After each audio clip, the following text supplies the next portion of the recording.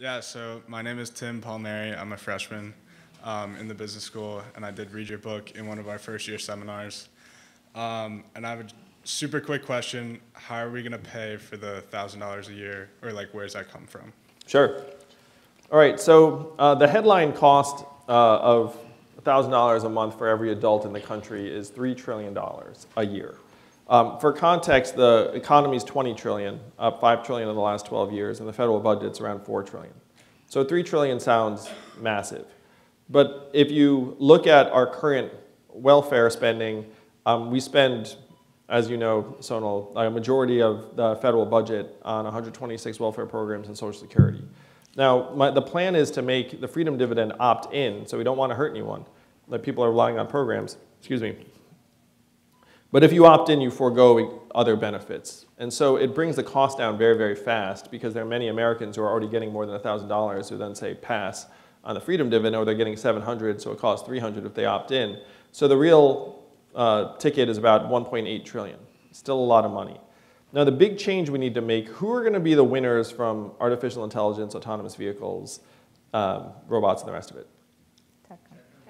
The biggest tech companies, Amazon, Google, Facebook.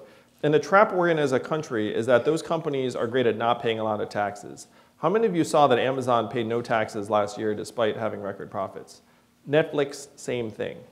Our income tax system is very, very poorly designed to capture revenue from multinational tech corporations. So what we have to do is we have to join every other industrialized economy in the world and implement a value-added tax that would give the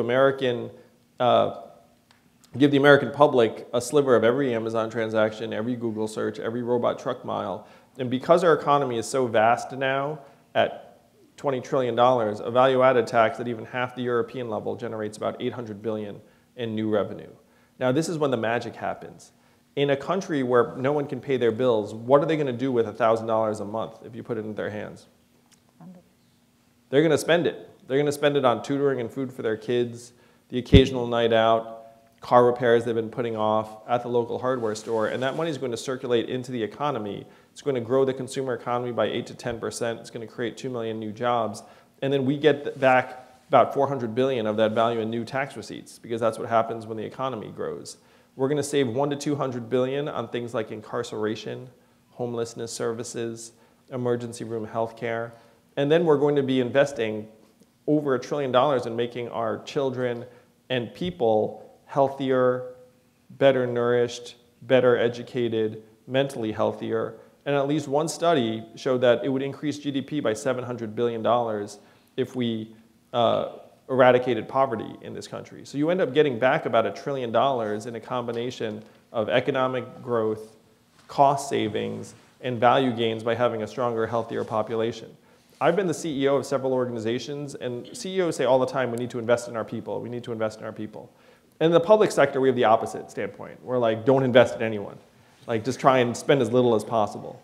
And then we end up paying for it on the back end anyway because they hit our institutions in much more costly and destructive ways.